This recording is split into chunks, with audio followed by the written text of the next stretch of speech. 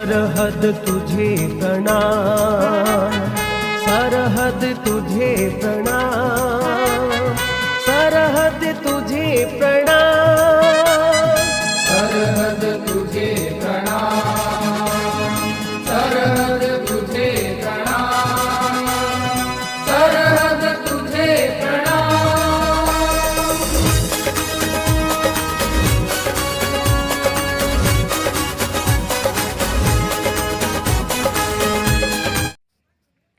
आदर्श शिक्षण संस्थान द्वारा संचालित ऑनलाइन क्लास में आपका स्वागत और अभिनंदन।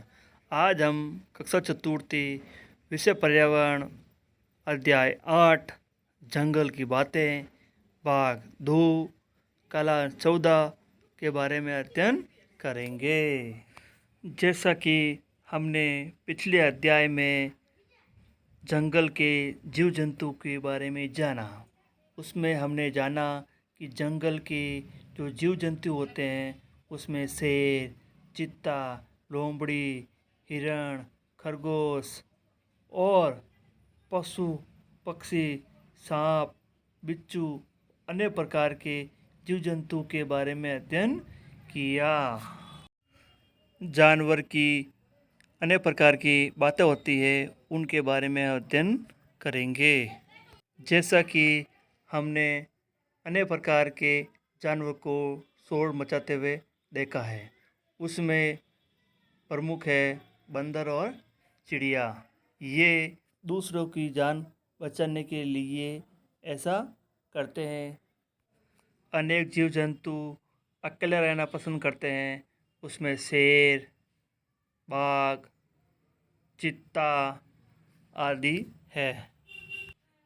कुछ जानवर झुंड में रहना पसंद करते हैं, उनमें से चिंकारा, हिरण, हाथी आदि है। झुंड में रहने के लिए अनेक फ़ायदे होते हैं।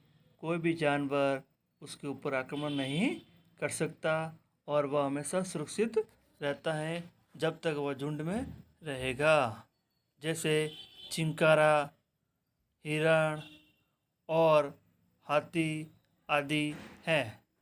जंगल में जानवर आदि पानी, तालाब के किनारे या झरने के पास पानी पीते हैं। हमने अनेक प्रकार के लोगों को जीव जंतु को पालते हुए देखा है। उसमें गाय, भैंस, बकरी, घोड़ा, खरगोश, ऊँट, हाथी है। आज हमने गाय, बकरी, हाथी, घोड़ा, भैंस, ऊँट, गधा, कंगारू, दरियाई घोड़ा और गेंडा के बारे में जाना। हमने अनेक पक्षियों के बारे में जाना, जिसमें कबूतर, कौवा, मोर, तोता, गौरैया, बतख, बुलबुल, कनफोड़ला, बाज आदि है।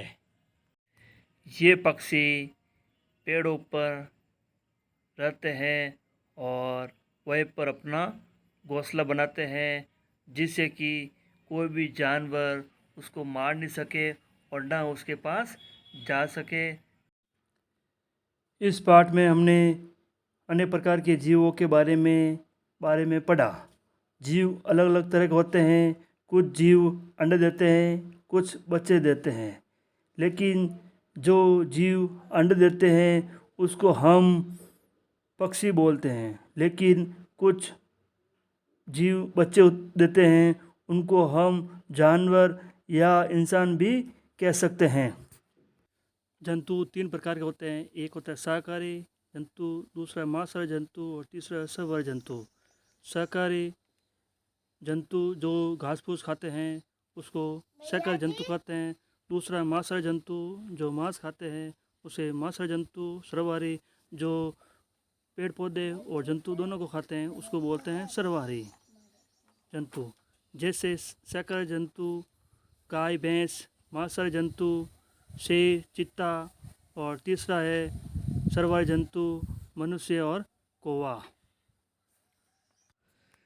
इस पाठ में हमने अनेक प्रकार के पेड़ पौधों के बारे में जाना और साथ में ही उनमें रहने वाले अनेक प्रकार के जीव जंतुओं के बारे में भी जाना और ये भी जाना कि जंतु क्या क्या बातें करते हैं और क्या क्या खाते हैं।